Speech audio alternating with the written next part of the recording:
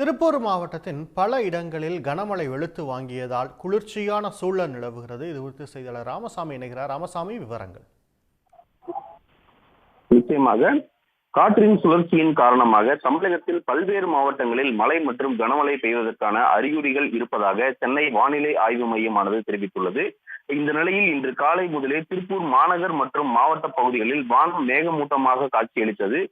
இந்த நிலையில் மாலை 3 மணிக்கு மேல் திருப்பூர் மாநகர் பகுதிகளான பல்லடம் சாலை, மாவட்ட ஆட்சியர் அலுவலகம், அவினாசி சாலை, தாராபுரம் சாலை உள்ளிட்ட பல்வேறு இடங்களில் சுமார் 30 நிமிடங்களுக்கு மேலாக கனமழையானது பெய்தது. மேலும் அது மட்டுமின்றி மாவட்ட பகுதிகளான பல்லடம், அவினாசி உள்ளிட்ட பகுதிகளிலும் இந்த மழையானது பெய்து வருகிறது. மாநகர் பகுதிகளில் பெய்த கனமழை காரணமாக வாகன ஓட்டிகள் மிகுந்த சிரமத்திற்கு ஆளாகினர். இந்த கனமழை காரணமாக சாலைகளில் மழைநீரானது பெருக்கெடுத்து ஓடி வருகின்றது.